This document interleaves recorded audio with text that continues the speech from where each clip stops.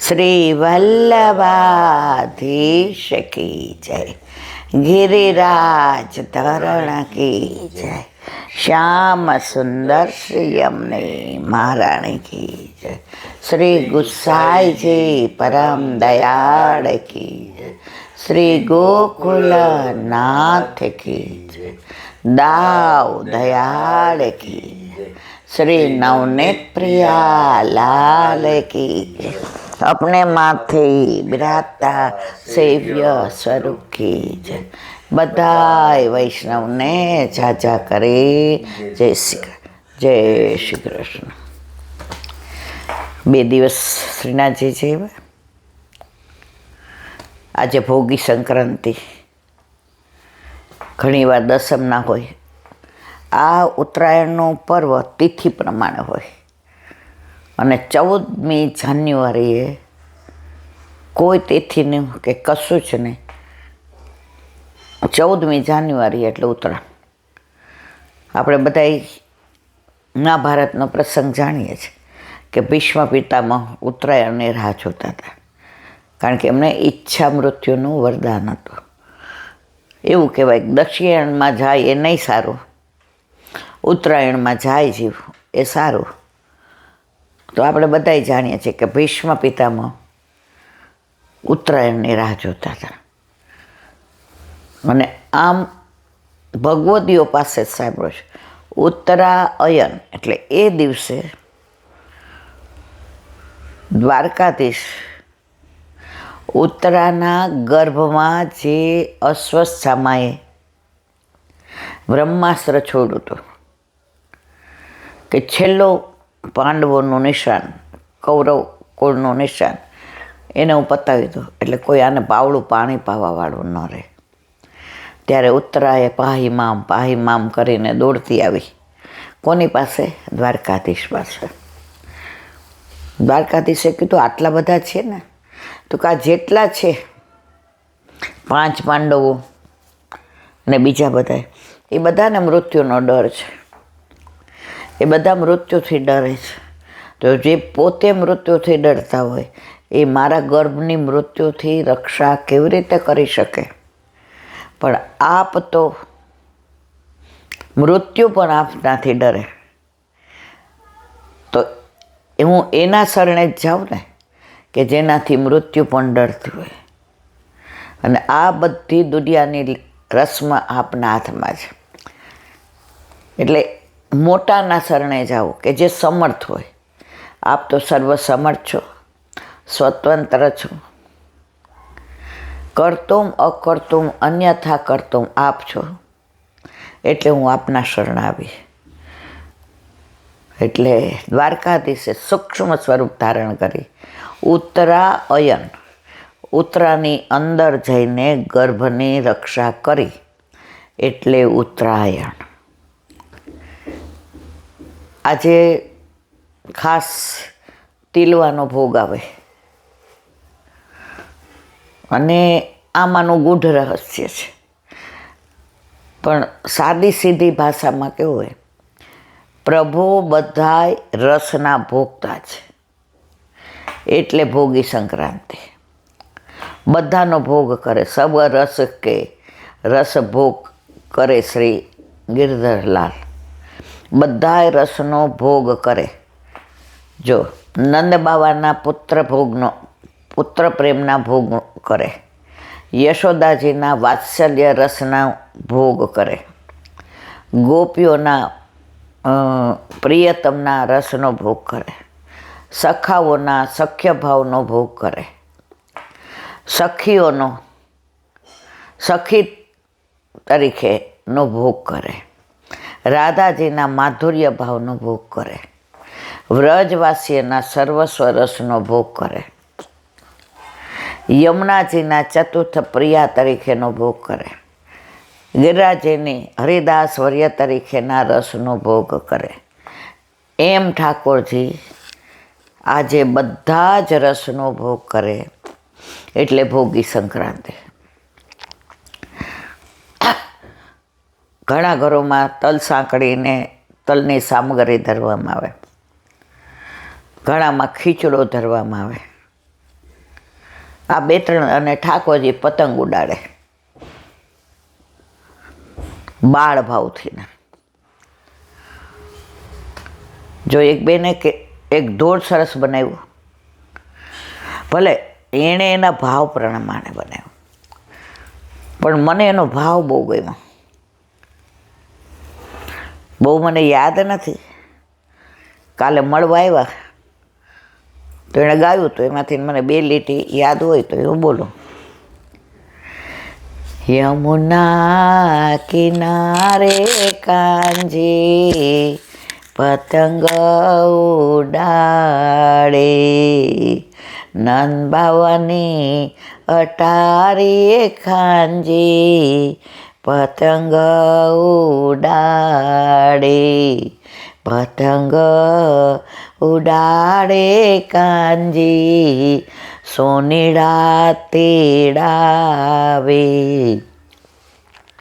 સોનીડા તેડાવે કાંજી હાર ઘડાવે, હાર ઘડાવે કાંજી રાધાજીને મોકલાવે.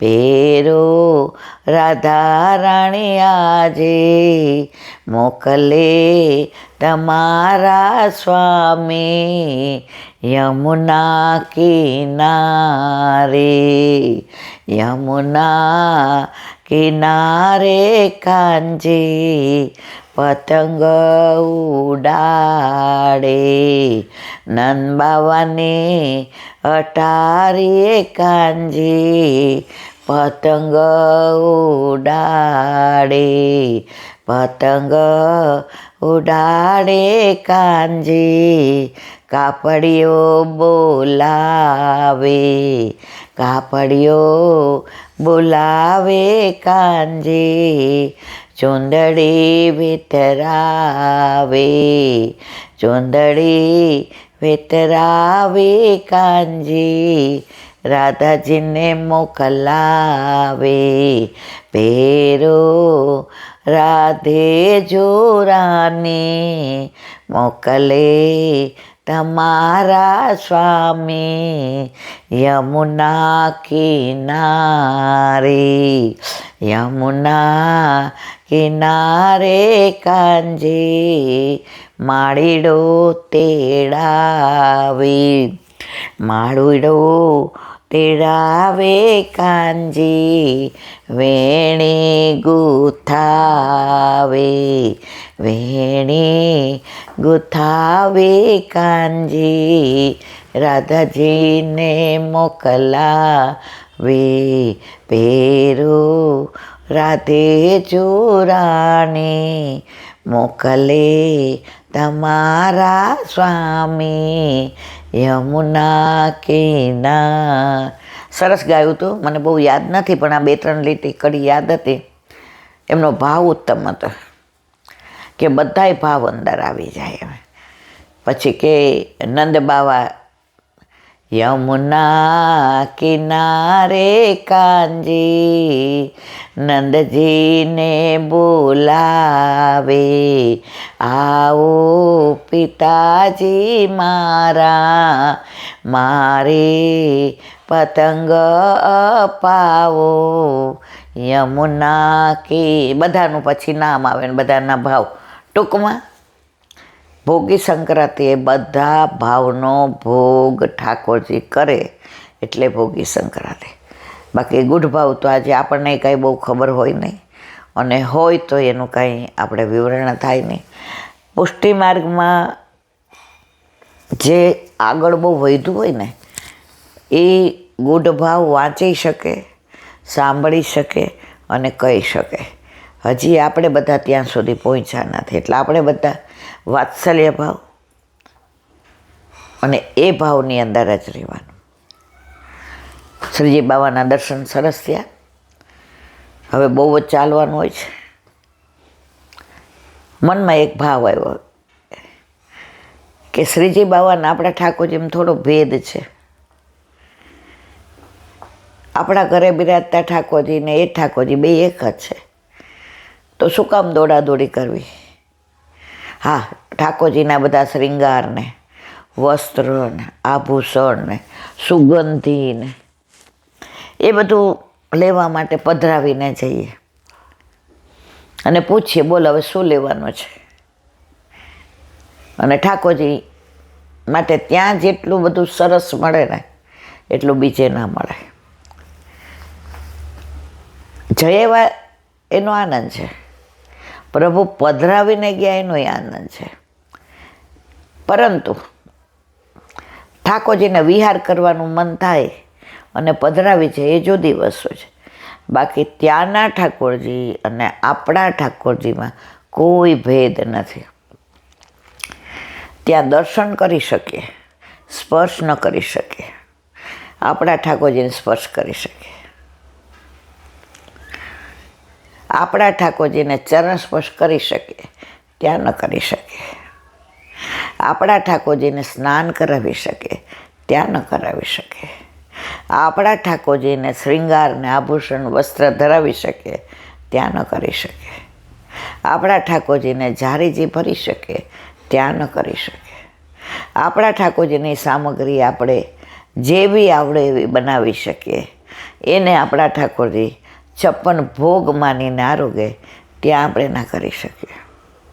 આપણા ઠાકોરજીને મનુહાર કરી શકીએ, ત્યાં તો 1 સેકન્ડથી વધુ ઊભા જ ન રહેવા દઈએ. તમારે ઝાપટિયાની ઝાપટ વાગે જટાજટ, હાલો વૈષ્ણવ ફટાફટ.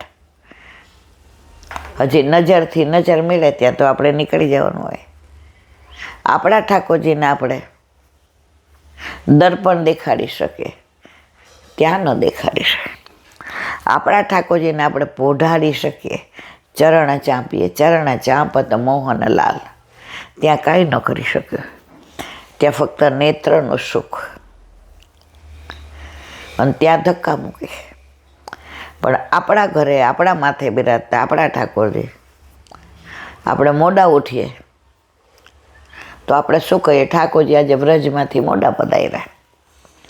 આજે આપણી તબિયત બરાબર નથી તો આપણે એમ કહીએ, લાલા આજે ચાલશે? અરે માં, તો જેમ કે એમ ચાલે. રીત બધી મંદિરમાં, પ્રીત બધી આપણા ઘરે. આપણે પ્રભુને પ્રેમ કરીએ, એનાથી પ્રભુ આપણને વધુ પ્રેમ કરે છે અને એની પ્રતીતિ ઘણી વાર કરાવે છે. So many times. ઘણી વાર એવું બને કે આપણને એમ થાય, ઓહો, આટલું બધું. હવે 2 દિવસ ત્યાં દોડાદોડી કરીને થાકીને આવ્યા, સવારે એમ થતું હતું કે આ તો બી હાવ રહી ગયું, નહીં ઉઠાય તો. પણ એને આપણા હાથનું આરોગવું છે, એને એની માના હાથનો સ્પર્શ જોઈએ છે, એને એની માની ગોદમાં આવવું છે. એણે ઉઠાડી દીધા. ભલે ત્યાંય આનંદમાં હતા, એમાં કોઈ શંકાને સ્થાન નહીં. પરંતુ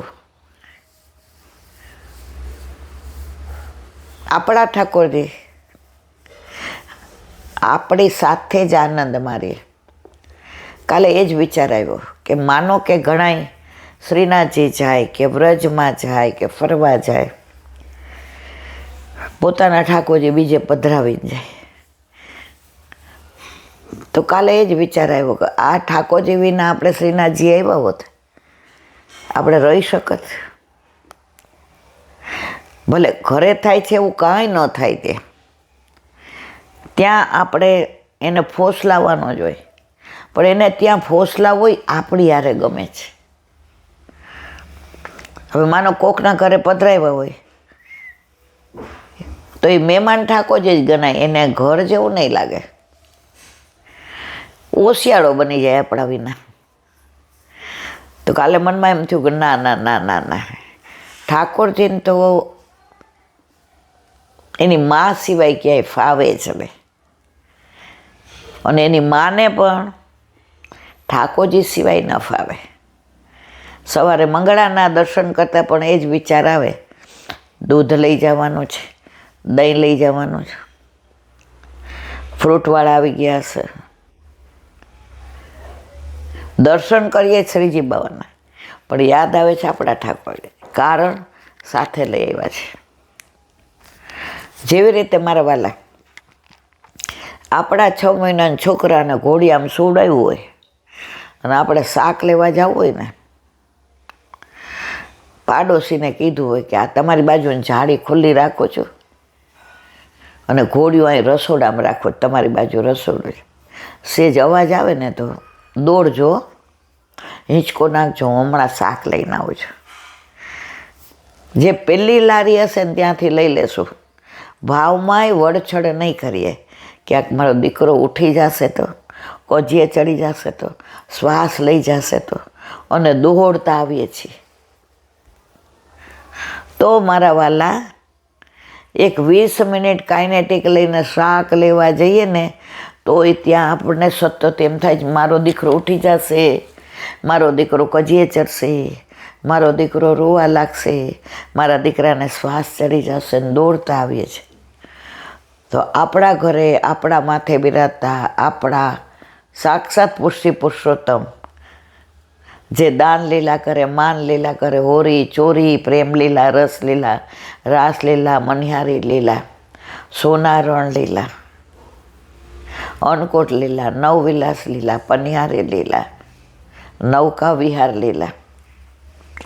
મારા વાલા, એને મૂકીને બીજાના ઘરે આપણો જીવ હાલે કેમ?